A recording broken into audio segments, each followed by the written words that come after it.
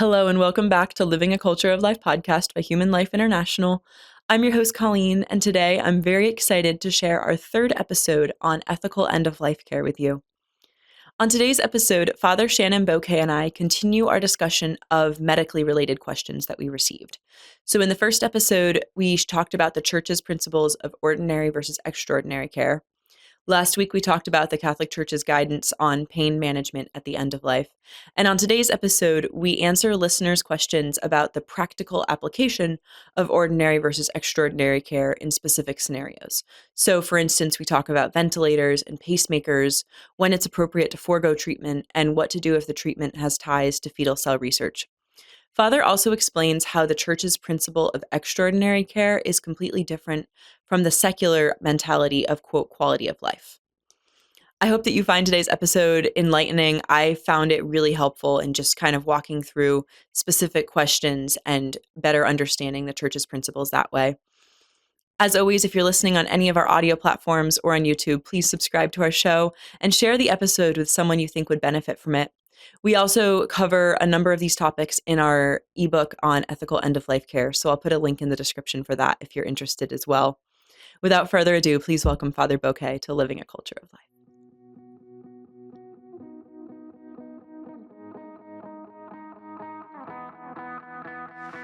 Welcome back to the podcast. Well, Colleen, Father. it's great to be with you once again and continue our discussion. Yes, and today I wanted to focus more on like the life support, external devices side of our conversation. So we received a ton of questions on things like, is it ever appropriate to forgo treatment? And what do I do about ventilators and things of that nature? So Before we dive into the specific cases that were brought up, could you give a little recap of ordinary versus extraordinary care for our listeners, since that's the guiding principle for basically this whole discussion? Absolutely. So just for our audience, I know in our first episode, we get into a lot more detail about the terms. So today, basically what I would like for us to just kind of be reminded of.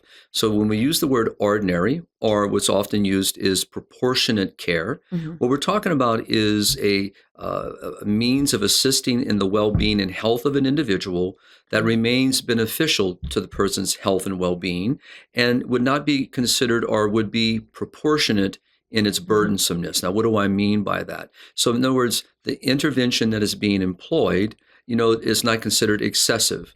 We can even look at it from a financial. Is the financial component going to be excessive? Is it going to involve a higher proportion of pain? There's lots of things that go into the question of whether it is of a benefit. And so in ordinary proportionate care, what we're considering is that the intervention, the medical procedure, in case of like a cancer, the treatment, has a greater benefit to the individual and is not disproportionate to the benefits. Okay. So that's kind of looking at it's beneficial, and that the means by which are being employed, or the outcomes or the inconveniences are proportionate, to that benefit. And again, remember, it's always the patient that determines this. All right. Yeah. But when it comes to, and as the ethical and religious directives of Catholic healthcare make note, just reminding us, life is a good. Yes. And we have a responsibility to be good stewards of our life, and life is a value that we must protect. And so when we look at ordinary proportionate care, what we're saying is that we have are ordinarily called, to take care of ourselves and to provide means for our well-being and health. So that's the way to look at it. So we're looking at, again, interventions that are of benefit, that, again, are not excessively burdensome to the patient in order to achieve those ends. Yeah. Right? So now when we look at disproportionate, well, kind of just answered it. So what we're looking at now is something that now something has changed. The merits of the case have changed. The individual circumstance that the patient is now facing has changed. And what was the intervention that was considered a benefit and was providing a proportionate benefit, sometimes curative, sometimes, stabilizing a patient, giving a person, like in cancer, may not be able to cure, but they can stabilize, provide a little more longevity of life and comfort, pain management and so forth. But let's just say that's now changed. And let's say that the cancer is now progressing. It's reached another stage. So the benefit, the intervention has changed. Yeah. And so now what was seen as beneficial to the well-being and flourishing of the person, now the patient begins to perceive as burdensome, excessive. Maybe the reality is pain has grown. The discomforts have grown. The displacement, maybe where the cancer, I'm using cancer as an example, has now caused, other problems internally affecting other organs. In other words, things have changed. And so now the intervention is no longer maybe providing what it once could provide.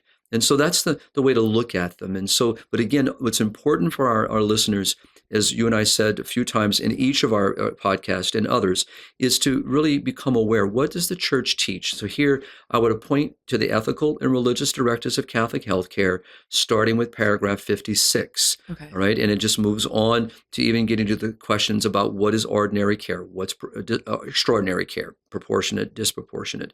What is my responsibility toward a feeding tube, which we talked about last week, or we talked in the first episode, excuse me. Yeah. And then, because we talked, and then how do I approach, decision making? So this is important for us, for our own well-being, but also if we're going to have caregivers, a proxy, someone that will speak for me. It's very important to understand what the church teaches and how we are to approach the conversation. Yeah. No, I'm glad that you brought up cancer as an example, because that was an area that we had a few different questions on. So, for instance, Sonia asked if it is a sin to decide not to do chemo, radiation, or take medicine when diagnosed with any type of cancer. So is it appropriate if you're diagnosed with cancer to decide not to go forward with treatment, or are there times that you are required and other times that you're not? So the way that I would answer that, obviously I don't know Sonia's situation or the case that she's referring to. Must be a family member. It might not have been a particular case either. It might have just been. But we also have to know what kind of cancer are we speaking about? What are the stages of its progression? So that all changes the way of which approachment would occur. Remember, life is a good, life is a value, and life is worth living. And that we have an obligation as a steward of our life to be grateful for the gift of our life and to use and morally responsible for providing what's obligatory, the moral means to secure the health of my life. So that's ordinary care. That's why we use the term ordinary care. When I use the word proportionate, just kind of think of the word that all the means I'm using are proportionate to that good, that are able to secure that good, to stabilize that good. It's to hold that good in existence, and that's why we choose the medicine. That's why we choose to go see the doctor. Why we choose to engage maybe in chemotherapy or radiation treatments, or we choose to have a particular surgery done to remove maybe a diseased gallbladder, or maybe we having problems with our kidneys. We do these things because life is a good, and the means by which we are employing are proportionate to that good, right, and not excessive and burdensome, as I talked about just a few moments ago. So what I would have to know are the merits of each case, right, in order to be able to answer such a question. But let me use an example. So one of my priest mentors, I will mention by name because he's now passed from this world, Father Pius Lartigue, who was a Benedictine priest of St. Joseph Abbey in Louisiana, where I attended college seminary. And Father Lartigue was the rector, and Father was also a friend and was also my personal mentor. And so toward the latter part of my years at St. Benedict, called St. Ben's, he was diagnosed with a very aggressive prostate cancer. And so, which then metastasized into the bone and so forth. And so Father Pius, made a decision based on the church's principles that he would forego the radiation at the time, or the other treatments that were available to him. Now we're talking, I've been a priest now going on in my 34th year, in my 34th year, I should say. And so it was several years ago when the treatments were not like they are today. And so, but he decided that it wasn't proportionate. The benefit did not outweigh the burdensomeness. And that is, the doctors could not give a reasonable outcome that to be, in a sense, proportionate to what was being asked of him, which would have meant he would have been mostly in the hospital, bedridden. Medication would have made him tremendously sick, and it would not have cured the cancer. So this is what we call disproportionate. Now, could Father Pius have chosen maybe some other intervention? He could have. He chose the pain management and what medications could do to kind of mitigate it, kind of slow it down as much as it could. So, and this is something that can be done, and it's moral. All right. So that's why each case is going to be, filled with different questions.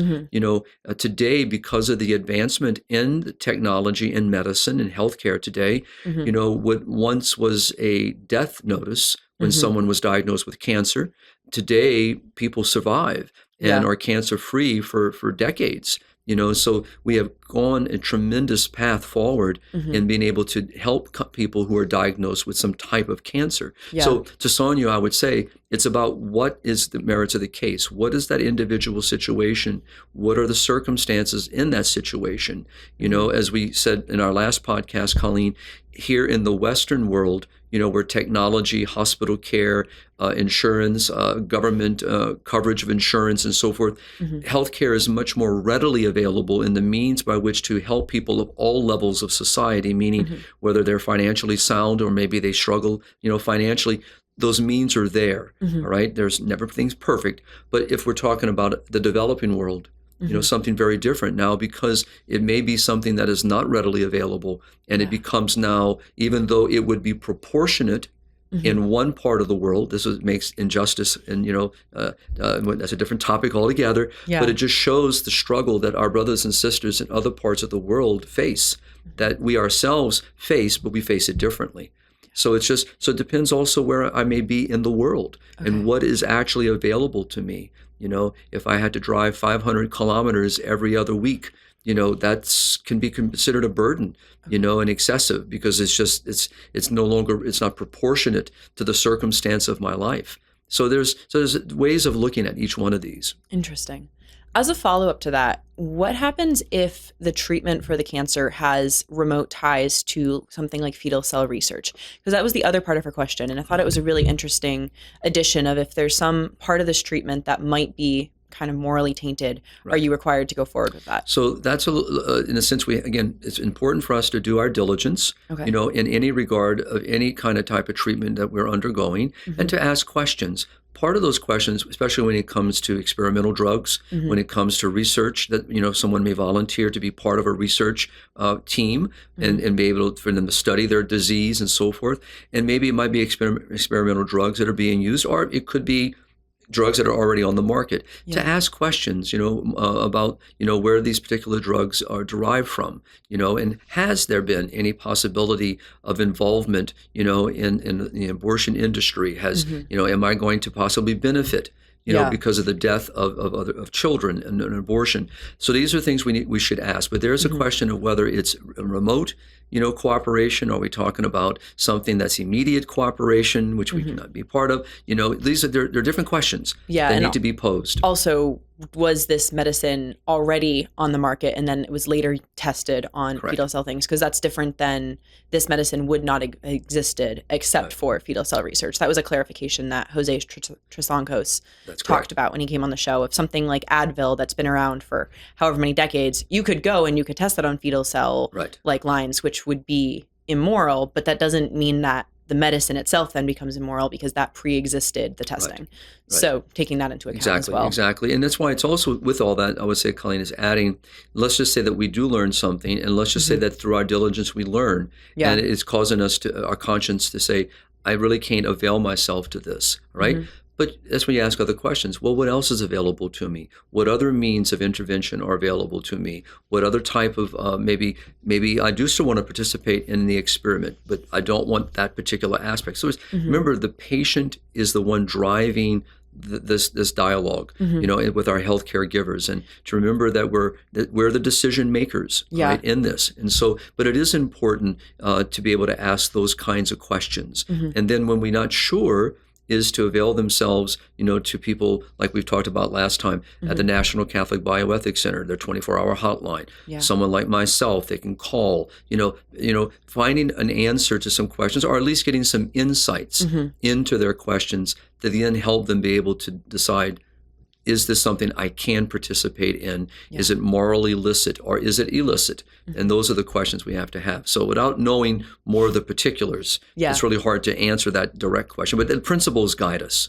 And that's really helpful principles to have in mind. And like you said, the National Catholic Bioethics Center's hotline is always a helpful resource to have if there's a particular situation, because then you can say, this is what I have, this is the case, this is the drug they're recommending. do you know of any problems with that drug? Exactly. And could just ask more specific questions for that case. And it's because they delve in this realm on a daily basis. And also they have access, to scientists, to doctors that they can call as well and say, hey, this is a new drug on the market. Can you tell me a little bit more about this? How does it work? Where does it derive from? So forth and so on. So yeah, absolutely. It's just important that as we're talking about all these things, that it's the patient that's the decision maker. And when the patient cannot make a decision, becomes incapable of making a decision, and that could be for different reasons. It could be cognitive disability that emerges, or it could be the fact that they're unconscious. The proxy is so important. So again, I would just say to everyone listening, make sure you have someone that you have delegated as a proxy. And age is not relevant here. I have someone that's my proxy, and they know who they are. And so it's important for us to be aware. That's part of being a steward of our lives, so that we're still the decision maker in deciding, what approach are we going to take that is morally available to me. So I have another question that was one we received, kind of still on this topic. Even if there's no excessive costly burden, is it ever appropriate to forgo treatment to offer yourself for another salvation? Where you basically say, I have some form of cancer that is treatable, but I am going to forgo treatment and just offer up this suffering.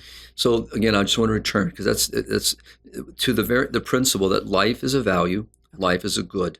And we have a moral duty, an obligation to protect and to serve the good of our lives, right? So you just kind of gave a little portion, is that if a treatment is available and the means to obtain that treatment are proportionate, and the benefit of that treatment truly would proportionately benefit my life, I have an obligation. That's why it's called ordinary. Okay. So now when a illness, a disease, situation begins to unfold, where the merits of that case now change, and like I gave the example with Father Pius Lartigue, now his started off in a far-gone stage where there was nothing that could be done other than maybe to mitigate, slow it down as much as possible. So he didn't have the option. I mean, the percentage of possible outcome was not in his favor, in the sense of the service to his good of life. So, but there are many cases. I mean, for example, breast cancer is just an example. I mean, I have known women, from 50 years ago that didn't survive, right? Today, women who face this, face it with great hope and face it with the odds so much now in their favor because of the growth in technology and medicine and that's available today, which is beautiful. So it really is that, when you're facing this, we must also face the question that I have a moral duty first, is to protect my life, to serve the good of my life. And that's how my questions should unfold. And that's why talking to the healthcare provider about the situation that I'm in. But to your point, or to the person's point, but let's say now that I do get to a point where the benefit is no longer beneficial, right? It's no longer present, right? Or let's say that the benefit now is far less than, and has become more excessive. It's become basically the burdensomeness it's now grown than when we first began this journey, right? Or let's just say that the cancer is still continuing to grow despite our best of efforts, and we still can take the path of intervention. A person can choose that path, but a person can also begin to evaluate where are things now, and maybe come to a point and accepting the fact that it's not the lack of intervention that is the cause of their death or pending cause of their death. It's the disease, right? So I can't do anything to hasten my death. So it's very important. That's why I'm spending a little time with this, because I can do nothing. So if I have a moral obligation to be a steward of my life, then I can do nothing by omission or commission, right? Either by direct cause or by neglect to hasten my death, right? Okay. So it's very important. I can't choose that path. But what I can face is that because the merits have changed, the situations have changed, and now because of that, I'm now looking at, that the benefit from the treatment is no longer of the benefit that it once was. And other things are beginning to change.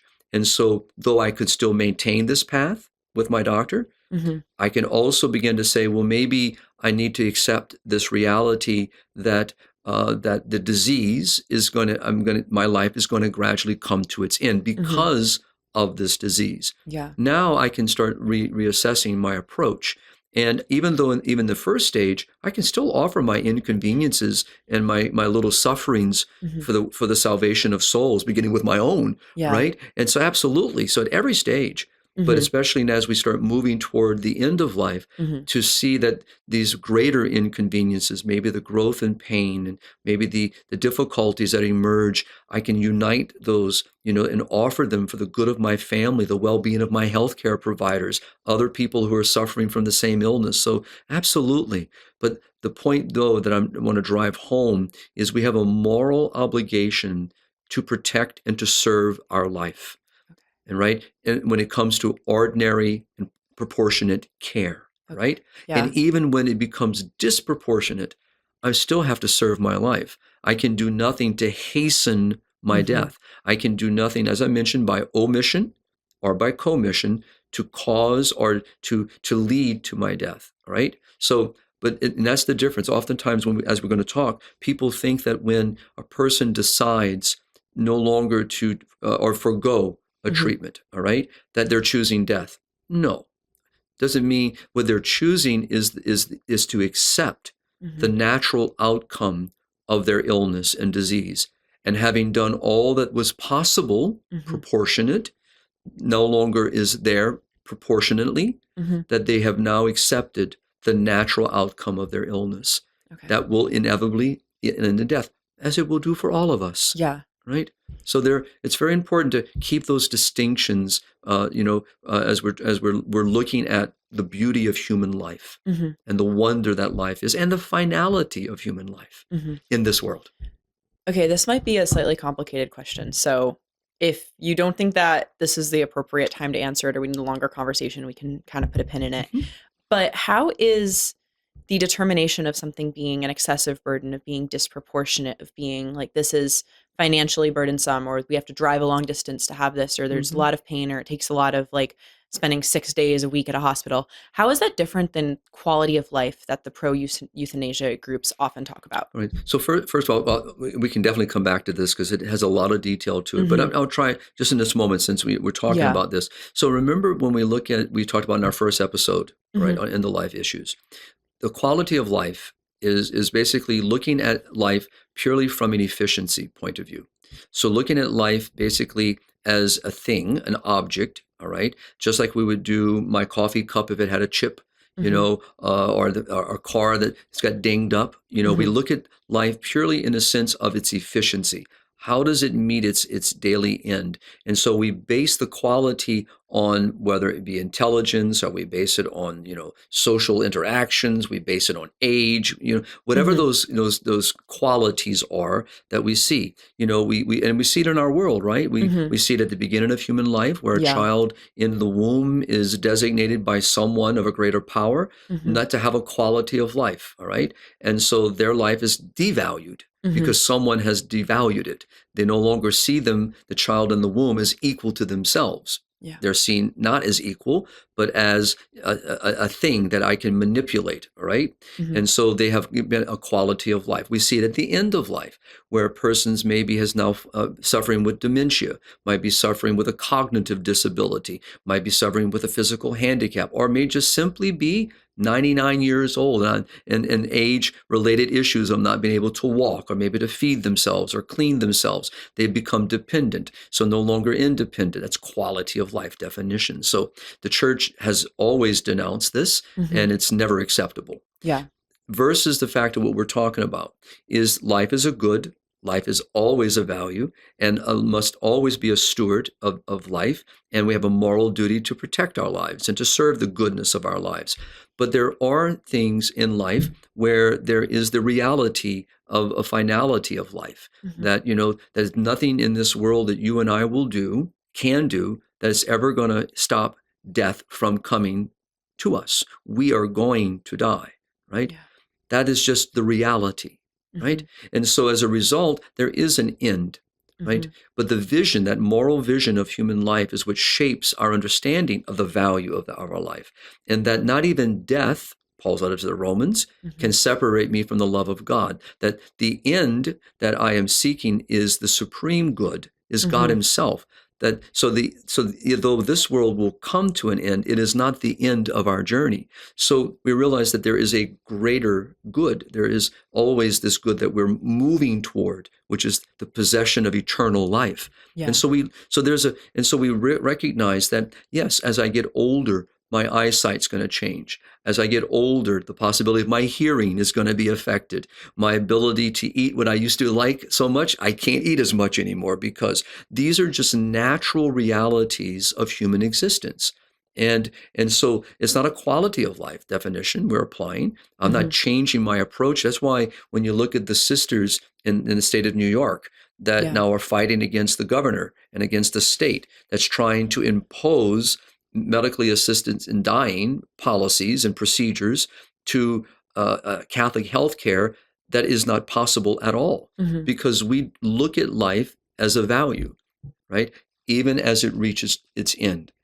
So those are two different views, different approaches, and a different understanding of human dignity. Basically, it's a different anthropology.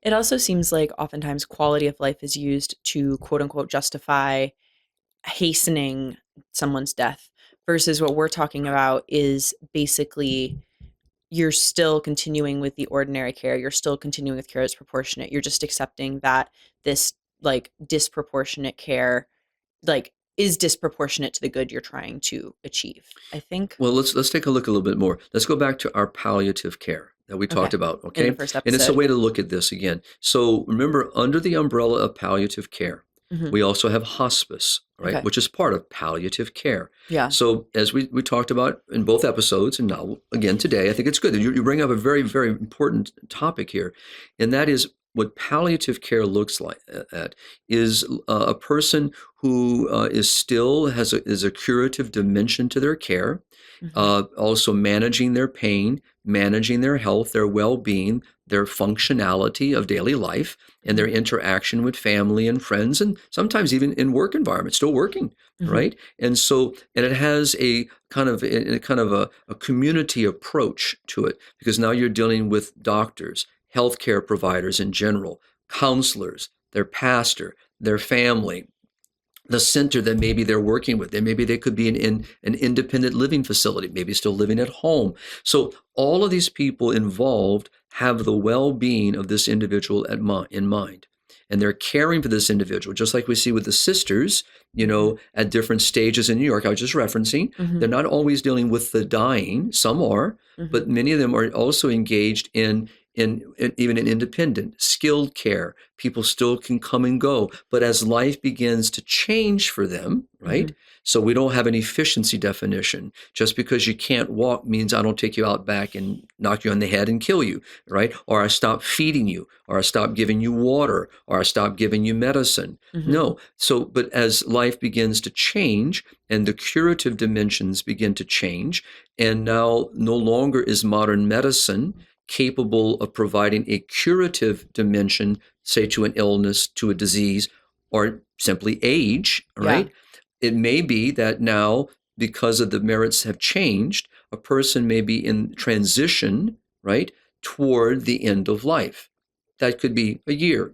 It could be 6 months, without putting a time on it. But most times what people would understand, it's in that 6-month range typically is where you start seeing a transition under palliative care to hospice care. Okay. Hospice care is, again, maintains that community, that integrated approach to the care of an individual. Now what it shifts to is there's always been accompaniment, but now this accompaniment, Colleen, shifts toward accompanying the soul to preparing for meeting our Lord. And so the care itself has not changed. Maybe some interventions have changed, right? So the means that we're employing under palliative care in its first dimension, right, have now changed because we're not approaching a curative approach. So now we're preparing a soul. So the reason why I'm sharing this is that if we have a utilitarian approach, an efficiency approach, a quality of life approach, people also have a sense of false compassion. We think we're actually doing a service to someone by preventing them from some kind of suffering, or preventing them from taking this journey, preventing them from being conscious of their situation. So we see, as we see now in 14 states here in the United States, all right, where we're pushing medically assistance in dying, like we see up in Canada or the Netherlands. This is a false compassion. It is no compassion involved whatsoever. It's a quality of life definition, either by the one providing or even by the patient. Because let's be honest, some people have a quality of life definition of their own life. They think themselves less. I'm less of a human being. I'm less of a person. I'm a burden on my family. I'm a burden on society. You can hear all the efficiency coming through there, right? And all of a sudden, unlike my cup that might be broken, it's a thing, all right? That's all it is. It's an object. A human being is never an object. Always remains a human being with inherent dignity, always. And sometimes that's hard to see when we're dealing with the sick and the dying, and especially when we see, their condition of life, and we see their hardship, and we're empathetic, we feel their pain. Even sometimes the best of people who have no intention of assisted suicide, no intention, of euthanasia, but they keep seeing this on a daily basis, and their sympathy for it can sometimes motivate them, to unfortunately encourage someone, right? So even the best of souls fighting against that is a challenge, especially in today's efficient society. So we have to debunk the quality of life. We have to denounce it outright. And we have to say that human life is never diminished at any stage. The beauty and dignity of human life is never diminished, even as things begin to unfold in human life. Very, very important. And so palliative care, hospice care is at the service of human life, always. And the service of life does not kill, right? We do no harm. Even when medicine cannot cure, medicine still serves. That's how this is seen. And it goes against the grain of what we see in our culture today, right? And so we really have to push against this. And so it's great to hear the questions that are being posed, by our audience, because it's good, because we're all facing this in some stage. I mean, my parents are, in their 80s, all right? And already right now their health is stable. But we all know that can change. One of my aunts, my mother's oldest sister, is now struggling, with some areas of possibly some dementia and so forth, and age-related more than mostly, but nonetheless, she's more kind of sitting more. She's not about as much anymore. Things are changing, and it's hard because the family is trying to motivate her, and at the same time, it brings frustration because maybe she repeats herself, 5 or 6 times. And they do listen to our podcast, so I'm trying to be very respectful here, but it's just that's the reality. It's family, So we all face this in some level, but to face it as it should start with the dignity of that person that does not change. So yes, quality of life is very different than what we're talking about. Okay. Yeah, that's good. I hope that makes sense. Yeah, no, it does. That's definitely helpful. Moving on to kind of particular situations people asked about, under what conditions may patients be taken off of a ventilator? Okay. So back to our principles. So let's go back to understanding ordinary proportionate care, extraordinary disproportionate care. The best thing to do, Colleen, which I've often do with people when I'm brought into conversations, with people in these moments, what is the purpose of a ventilator? Well, it depends again on the case, right? So its primary function is to help the lungs to receive oxygen. So it's working kind of with our diaphragm. It's bringing air, taking air out. So bringing oxygen, taking carbon dioxide out. It's helping us in a normal function of the human body when the human body is functioning properly, right? Okay. Right? Health. Yeah. So there could be, let me use an example. We might have a young woman, let's call her Cindy. Cindy, has been struggling with some health issues and been diagnosed with, pneumonia. And let's just say the pneumonia is really causing her great difficulty in breathing. So she would be assisted by a ventilator to help her to breathe during this time of healing, right? And the doctors here, ordinary, proportionate care, realizes there is a curative aspect here, that they believe that through proper medication, through proper means, that Cindy will benefit from this time, and that we believe that we can wean her off of the assistance, and she'll begin to breathe on her own as her lungs begin to heal. Yeah. That's ordinary care, right? Now, let's look at extraordinary care situation. It could be that we might have, I'm going to call him Bob. Bob is, and I'm using age here, not in a sense, I don't want to debunk what I just said a while ago about age, but let's just say that Bob is an 85-year-old man and has had 3 strokes, right? And now he, because of the damage to the brainstem and damage, to the brain, that he needs the assistance right now, of a ventilator to help him to breathe, along with other interventions that are assisting him in his care. But let's say that as the evaluation and assessment process goes, Colleen, that the doctors begin to realize that the damage to Bob's brain is so severe that there will be no recovery from. Let's just say that because of the stroke and maybe the lack of oxygen to his brain and other organs, we're starting to see other things begin to deteriorate in his health, and that no matter, in the sense that Bob is going to die, right? And there's nothing that's going to change that from a medical intervention. And so in this particular case, right, with that particular set of criteria in front, it could be that now that the ventilator is disproportionate, right? So it's not about, and I really don't like the language when someone, and even in my own family sometimes in situations, we say, we're going to unplug. I'm going, so the idea is that can we withdraw? And the question is, yes, we can. So the situations are two different, right? We have a situation of ordinary proportionate care with Cindy, and we have an extraordinary situation that is unfolded in front of us. And that the situation with Bob, because of the severe damage to his brain and brain stem and other areas of his health that are beginning to deteriorate as a result of the strokes, that medicine cannot provide a curative or even a stabilizing reality, that he's going to continue to move. So what we could do here, let's just say that Bob is in that obviously sometimes when people are intubated and they place on a ventilator, sometimes they could be unconscious, right? So the question here would be, that I would add, is the situation with Bob is if Bob is somewhat conscious, it's important for us, all right? Alert here and unconscious, that can we avail him to the sacraments? Do we want to make sure that the parish priest, if he's Catholic, if he's not Catholic, his minister comes to see him, his rabbi comes to see him. In other words, helping Bob to prepare for death, to make sure that the families gather, to accompany them, and to do everything we can. Now, if Bob is not in a conscious state, what can we provide to Bob, in the pastoral care, the loving care, and how can we help the family to prepare for what is an inevitable reality? And the reality is once we withdraw the assistance of the ventilator in this case, right, within a minute, seconds, Bob will die, right? 2 very different cases. Now let's talk on a third. Okay.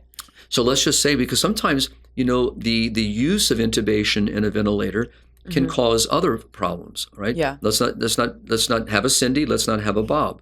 Let's have a situation where an individual might need, for example, I had a cousin, from a genetic difficulty, was born with a need to have assistance of breathing. So in her case, a ventilator and other means of helping her. So and she lived not a long life, but her life was a full life, a beautiful life. And so the machines being used to assist her in her health and well-being and her ability to be loved and to love, and she never really spoke, but she can communicate in her own way. Her life was of value. Her life was a good. But as things began to change, and what began to change was her reaction as she began to age and the genetic difficulties began to unfold, is that sometimes the bacteria and other things would get into the trach tube, and so it's causing her other difficulties. And eventually all these things began just to add that no longer were the means being of a great benefit to her, and her life was beginning to change. all right? Meaning that the circumstances, the other issues of other organs, her health was beginning to deteriorate. And so these are different questions that the family had to face as we were moving toward the end of her life. But we also can have a situation where a person let's use, most people remember Superman, Christopher Reeves, right? At least I hope most of our audience might remember, the first kind of series. But here's a situation because of an accident. And because of that accident, he needed the assistance of a ventilator to breathe on a daily basis. Okay. And because of a tracheotomy and so forth, he was able to function in life, and be assisted by the benefit of that ventilator. But let's just use, and that's not the case for him, but let's just say that because of, again, if you were to ask, a doctor in the field of respiratory technologies and so forth, there are many things that are inconvenient that as a person is on the long term. Yeah. It's not always simple, and people react differently, to these interventions. So those interventions can be reassessed, Colleen, and what was considered proportionate no longer would be proportionate. And a person could say, I want to remove these. These are causing more harm and causing me other health issues.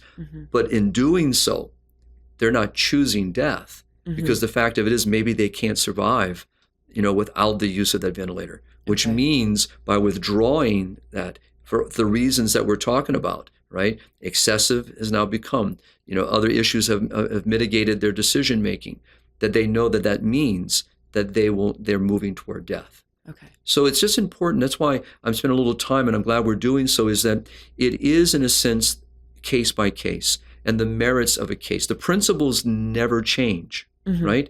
And so, but we have to understand what is happening to that individual at that given moment so that we can make a proper prudential judgment based on the information we have at that moment.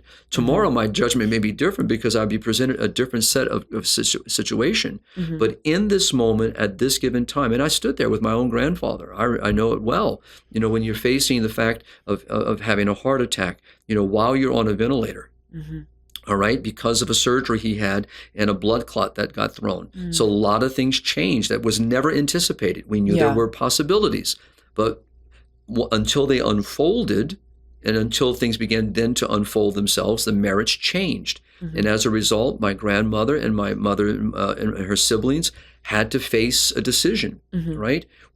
Based on what they knew in that given moment. And I was part of that in that journey. And it's not an easy decision.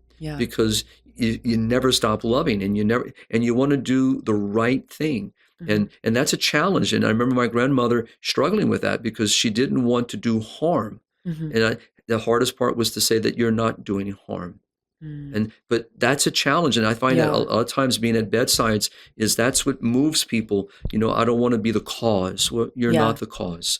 Right. One person asked if you're guilty of murder if you remove somebody from life support, but that would come down to basically if that life support is considered ordinary care or if it's extraordinary. So let's return. I can do nothing to hasten the death of an individual, my own life or another life, either by omission or commission. So as I said, like with Cindy, that use of a ventilator is ordinary care. Yeah. Right. For Bob, our 85 with the 3 strokes, what was a benefit to him, it was tremendous. It was holding his life, but life was changing because of all the circumstances as a result of the strokes and other issues, that the ventilator was no longer of benefit to him in a long term. His life he was going to die. Yeah. Right. So it's important to look at this. And so the answer to that question is obviously of my intent is to speed up the death process. I can't do that. Yeah. That's participating in evil. And that is why the church uses these principles to guide us, so that in our decision making is guided by moral principles that help us and assist us in making a moral decision. Yeah. And remember, when we talk about the good life, the moral life, it's living the good, choosing the good, acting on the good, seeking the good, right?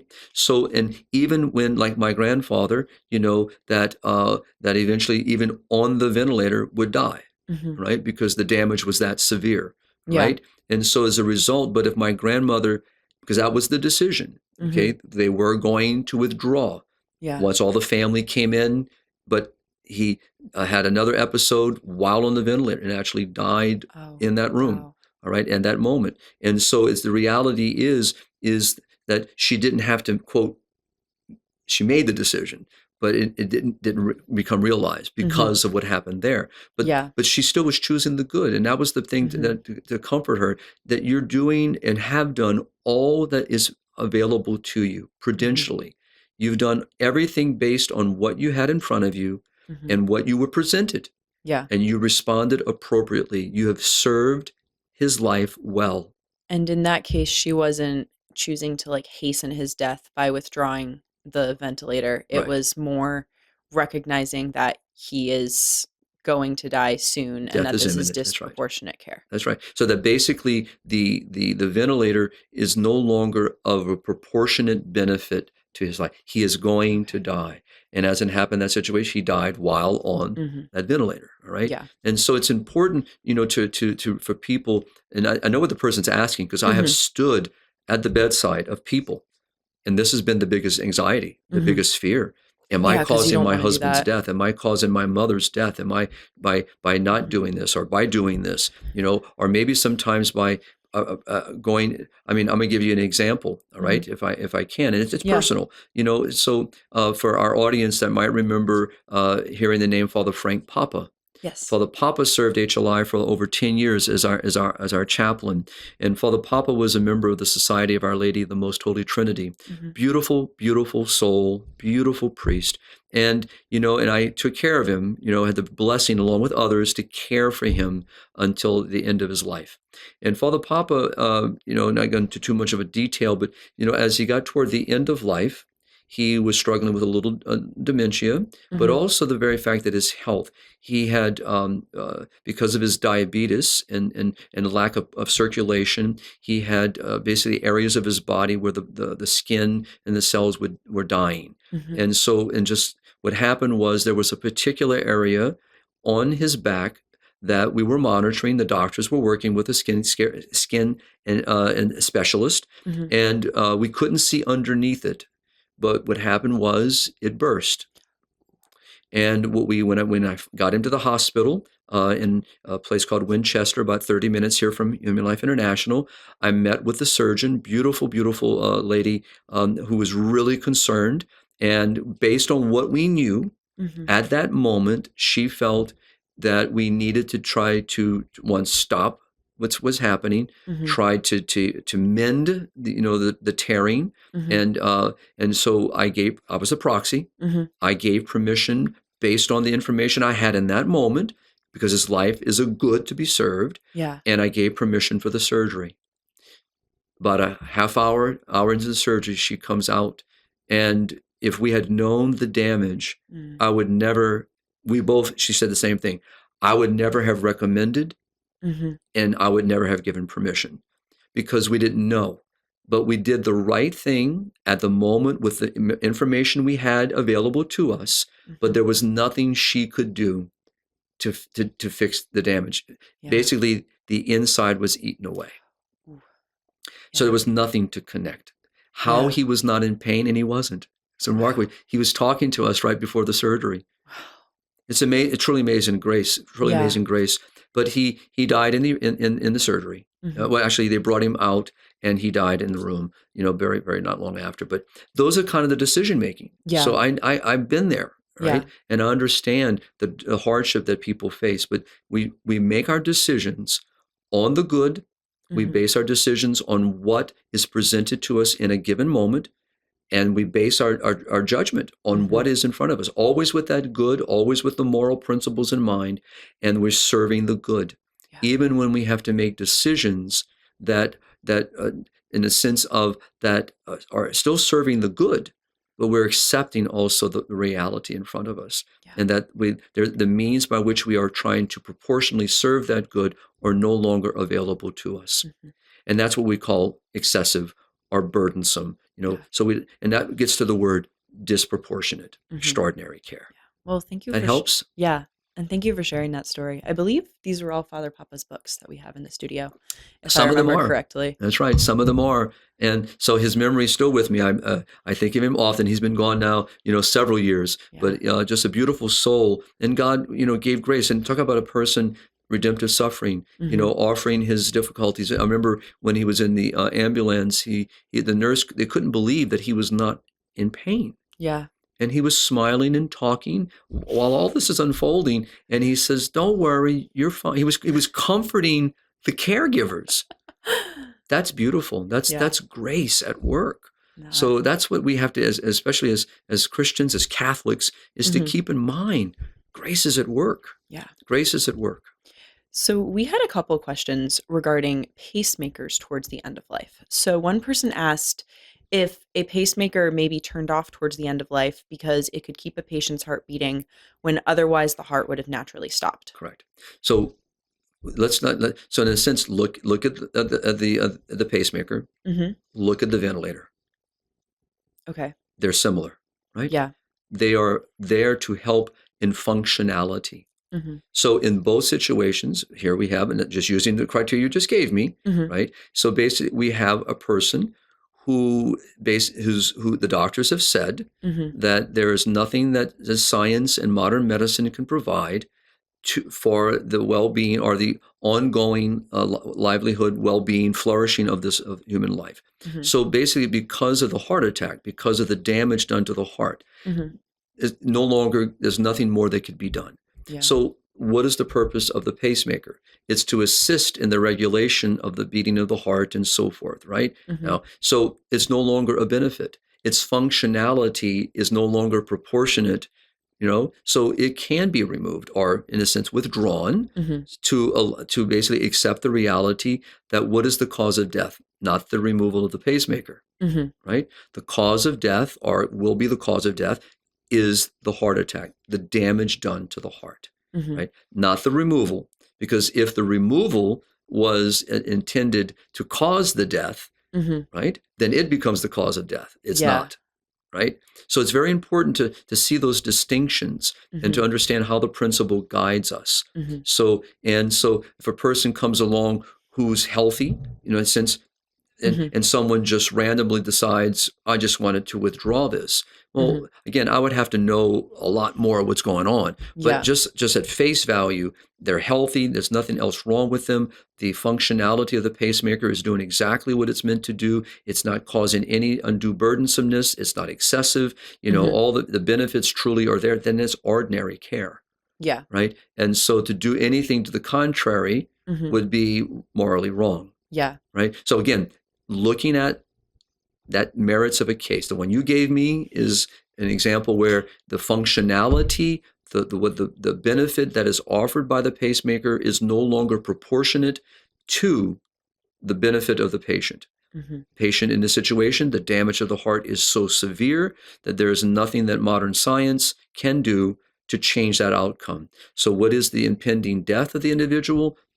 Not the, quote, withdrawal of the pacemaker or the turning it off. It's the reality of the damage of the heart, the diseased heart. The heart is the cause of death. So the person's done nothing to hasten. The person has done nothing to, in a sense, or by removal. In a sense, there's no omission, there's no commission. And then as a follow-up to that, somebody else asked if the defibrillator feature on a pacemaker may be turned off towards the end of life, since that would restart the patient's heart. Yeah. Okay. Right, that one's a lot more simple than the previous question. So because what you're doing is it's looking at this particular case, what has occurred that as we rely upon medical science and the experts in their fields to guide us in understanding what is transpired. And the reality is that in the case you presented to me was that the damage of the heart was so severe that there was nothing that was going to change the outcome. Death would occur, right? And so the pacemaker with its defibrillation functionality in it, could technically, quote, be silenced so that it no longer functions as it's meant to function, because it will not do anything other than to continue to try to cause the heart, to function when the heart itself is damaged. It cannot function in its capacity to sustain life. Well, to kind of close out this episode, I'd like to go through a few different scenarios that people sent in, and then you and I can just walk through how you would approach this or what questions you would ask or what things you would evaluate in making decisions. Okay. So not to tell people what to do in these situations, but more so you can kind of use these as an example of how you would approach a specific scenario. Okay. So the first one, someone wrote in, a 95-year-old post-stroke woman has had 6 months of recurrent UTIs and Pseudomonas infection, a bacterial infection that is resistant to antibiotics and has potential to cause kidney infection and sepsis. Is a family bound to try to combat this with hospitalization, IV drips, and other treatments, or is it okay to let things take their course in a nursing home with comfort measures? Right. So what you just said, I want to come back to this because even though you've given a lot of detail, there's still many questions I would have. Okay. Right. And so what's important, what I would say is this is why we said, through each of our episodes, that if we have an ethical question like this, first of all, is to reach out, if you're Catholic, is to reach out to your parish priest, to be able to sound off the situation so that Father, hopefully, will guide you in the decision making and looking at the merits of what's in front to be able to guide you on the principles. If they're like this case could be, a little more detailed, maybe someone like the National Catholic Bioethics Center with its 24-hour hotline could be a way to kind of help a person discern, or to reach out to me, and other bioethicists, just to, because there's so many questions that I would want to pose, and so in a sense, because I want to understand all that criteria, I want to look at those merits and understand, again, yes, age plays a part. All right. Yes. But it's not the sole factor. Otherwise, that'd be a quality of life definition, right? So the idea is, but we know that there is a diminishment in the sense of functionality of life. All right. So inherent dignity has not diminished, right? But maybe other things are beginning to unfold in front of us. They mentioned, the constant urinary tract infections. They mentioned the other facts of what's happening. But the question becomes, as they say, medicines are no longer helping with this. Well, there could be some other approaches to help manage, make sure there's comfortableness. We don't want to cause, by removing something and cause other difficulties and discomforts and pain. So as you're posing this, this may be my fallback because, again, I don't have enough information in front of me and no one to be able to ask a question to. Okay. Right. So it is a little difficult. Some of the examples I gave, I filled in the parts. All right. Yeah. So I was able to kind of lay out a kind of an understanding. But this situation, what I would say, if the person is listening, is what you're laying out is very important. You're looking at the merits. You're looking at what is now present. And so there are deeper questions. Okay. And that's to the healthcare provider. And that is, okay, what else is happening? What's causing this? What's leading to this? And they begin to have a plan of action. And see here, I would assume that the individual we're referring to here is in some type of palliative care. Yes, I hope they are. And that would mean that the doctors are working with the family with counselors, the counselors with the chaplain, the priest, or, their minister, and working with, others involved to look at the totality of the situation and beginning to say with each other that these are what we have in front. This is what we believe will continue to happen. This is what we recommend. So now we may be shifting from a curative, right? And now moving more towards that hospice moment, which person mentions it in, are we now shifting? It sounds, just at face value, it sounds that way.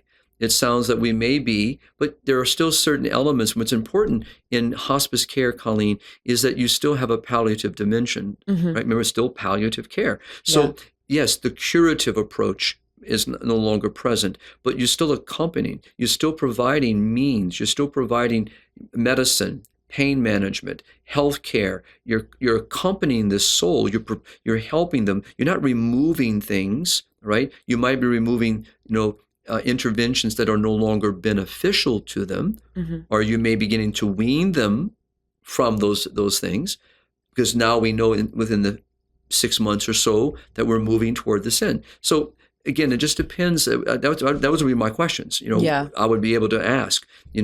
I want to hear more. I want to understand what's happening. We're dealing with someone that's cognitive. And if she is or he is, is talking to them, getting to understand what are their desires, what do they feel, what would they like to do. These are all important things we have to talk about. Okay. Yeah. I'm sorry it doesn't help, but No, that's what I would be dealing with. That's how I would approach. Yeah. And then another one, this one goes more to the feeding tube, which we talked about in the first episode, but I did want to ask it because I thought it was just an interesting, I think for feeding tubes, it can be helpful sometimes to talk about more specific situations to help understand the situation and how to approach it. So somebody said, in the case of an 84-year-old relative who had progressive supranuclear palsy, which is a rare brain disease that affects movement, balance, eye movements, thinking, and swallowing, and it gets worse over time. It happens when certain brain cells become damaged and there is no cure. Treatment focuses on managing symptoms. When our relative became unable to swallow, a feeding tube could have been inserted, but the doctor recommended wetting her mouth with a sponge and not providing food or drink because the rest of her body was shutting down. Bedridden and unable to function, the doctor said she was actively dying and a feeding tube would not help her get better, but would only prolong her dying. Is it ethical to merely provide moisture and no food or water in this case? So again, I would have more questions to pose, but let me just take some of that, okay? So as I mentioned earlier, so let's just say that, first of all, a feeding, because we're dealing with ordinary care. So food and water are always considered ordinary care. Yeah. They're not medicine. Okay. Right. So as I mentioned with my cousin who needed to be, help with breathing and other functionality, also to be fed by a feeding tube, all these things were a benefit to her life, to help her to benefit in life. Right. And so, but in this situation, you might be dealing like here with a chronic disease and an illness that is unmasked itself and affecting the totality of functionality. So the question here becomes, and I think the key that catches my attention is the doctor is saying that this person is now basically in the stages of dying. That's what caught my attention. So that would be my question, where are we? Right? So remember that we don't want to cause other pain by removing some type of food or removing some type of hydration, which can lead to possibly dehydration and other, painful because they're not being fed, not receiving some type of nourishment, all right? And so we don't want to cause that unintentionally, right? So that'd be some questions. Excuse me, doctor, thank you very much. Can you explain a little bit more on your experience, what you're seeing? Are you saying that my mom, I'm just going to make up an example, my mom is now at this stage. Are you saying that death is imminent within the next 36 hours, or are we talking a week? Are we talking, what is based on what you're seeing, doctor? I know things can change radically every day. And let's just say the doctor says, my experience and what I am seeing based on the observable data and what we're able to ascertain from this moment is that your mom, father is and within, I would say, I think 36 hours is fair. It's doesn't mean it couldn't move a little bit, but that's what I would believe. Well, now the question really becomes, all right, is comfort care. And maybe in helping my mom to prepare for this moment, she may be non-cognitive, so she may be unconscious, right? So what can we do? So here the situation question would be, so is the feeding tube, and that based on what you're saying here, is that it's causing other issues, not the tube, but the food that's being supplied by it, okay?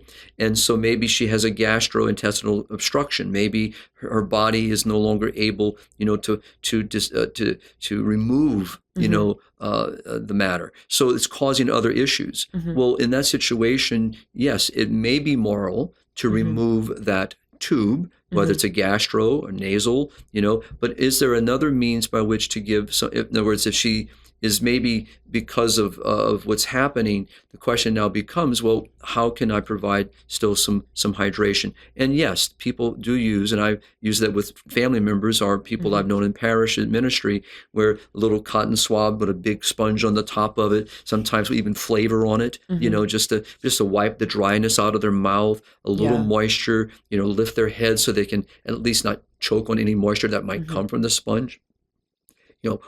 Dampen their face with a cold cloth or a little warm cloth, let them suck on the towel a little bit, just something, it's care. It's genuine care. And I'm assuming that if in that situation, the patient wasn't like, you realize they weren't actually about to die, basically, and they started showing discomfort because they haven't had food or water, you would then be sure to supply that. That's why the questions, Colleen, are so important, because I've been in situations where, because I mean, no one knows everything perfectly. Yeah. All right. And things could change. And so it was 36 hours, might be 48.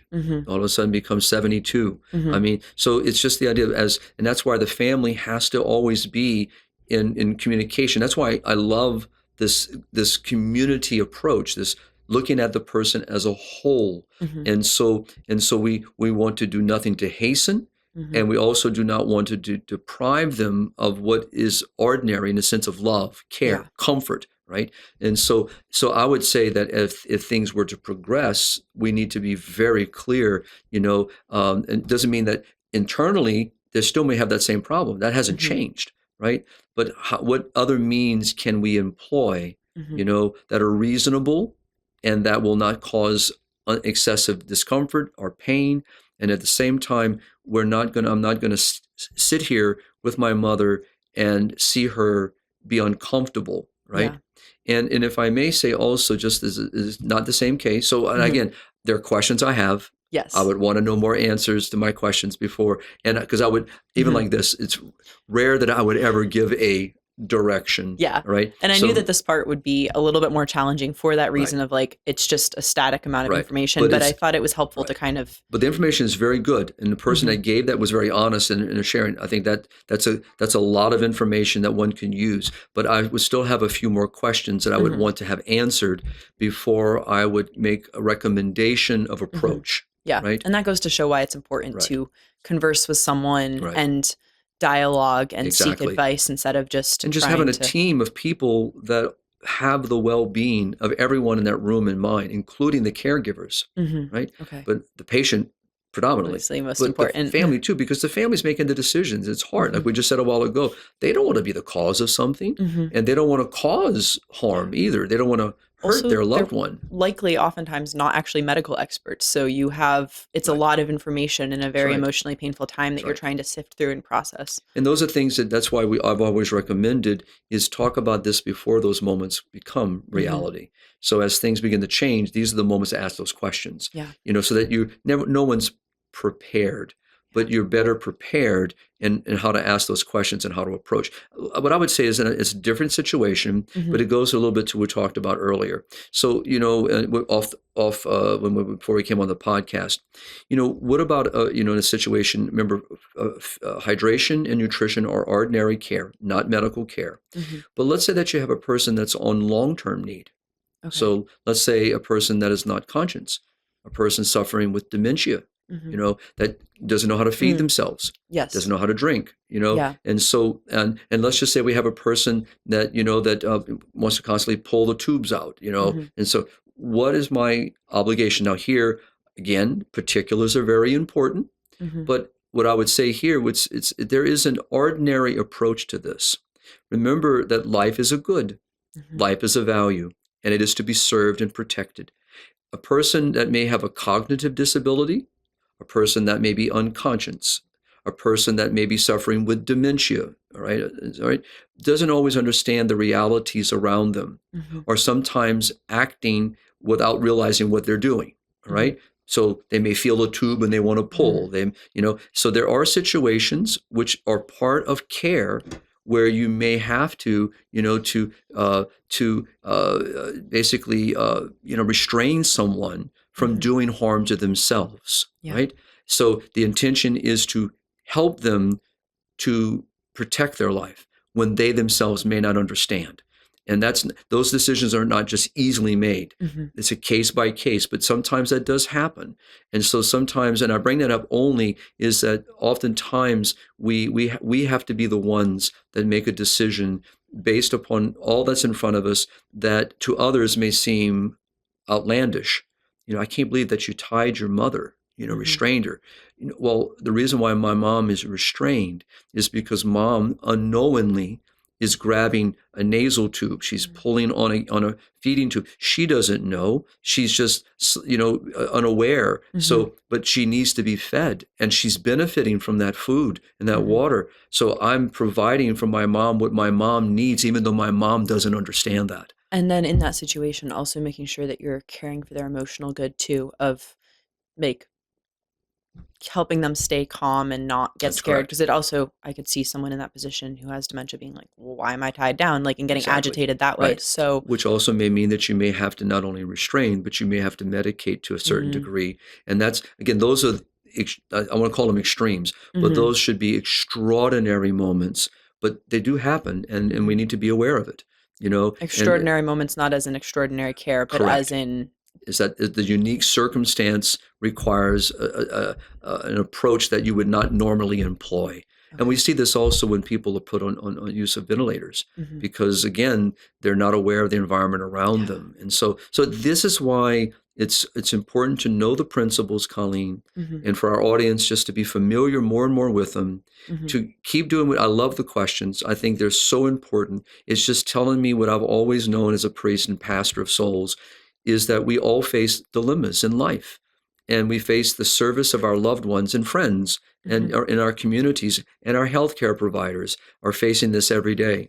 And we're not alone in the decision making.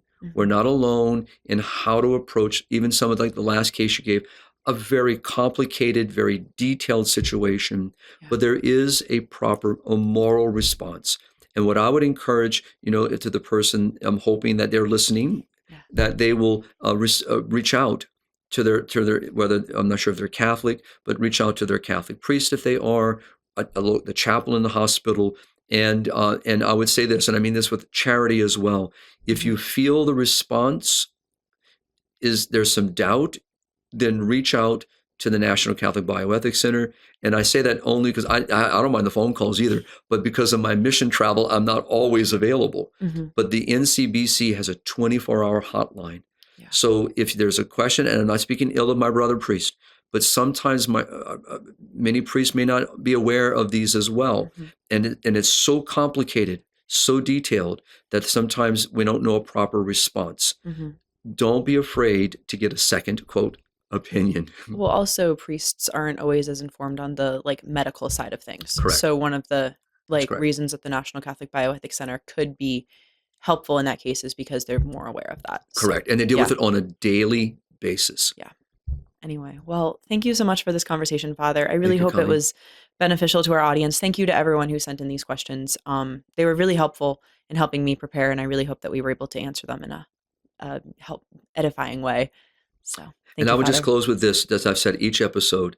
I want to personally thank, those like the ones you gave some of the examples, to people who are lovingly caring for their loved ones, or even for a loved one who's not even a relative, caring for the sick, caring for the dying. I'm grateful to our healthcare, professionals. And I use that word professional with my little quotes that people see, because I consider, the church does, that medicine is a vocation. It serves the most noble of all the creatures, the human person. And so I pray for our healthcare providers. They face a daunting task in a world that defines life by equality, by efficiency. To push against that grain in the ways at which we are approaching, there are many out there doing that. I'm very, very grateful to them, to all of our religious, to our Catholic institutions, our whether they be in hospitals or clinics or the skilled nursing or assisted living facilities, to the religious, like up in New York, who are fighting this noble fight to protect human life. Thank you for what you do. And also, I pray daily for the sick. The church does in a Holy Mass. But I'm also, in my intentions, I think of the sick, and I pray that the Lord will give them grace. And so this is a beautiful, beautiful thing. And what we've done over these episodes, Colleen, is we're serving life. We're speaking about the nobility of life, the beauty of life, the wonder of life, and the obligation to be a steward of it, even when we face daunting situations in life. Awesome. Life is messy sometimes. So true. Well, thank you so much, Father, for this conversation. And to all of our audience, I hope that you found this episode edifying. We do have a free ebook that we just released on ethical end-of-life care, so I'll put a link in the description where you can download that. And as always, keep on living the culture of life. God bless.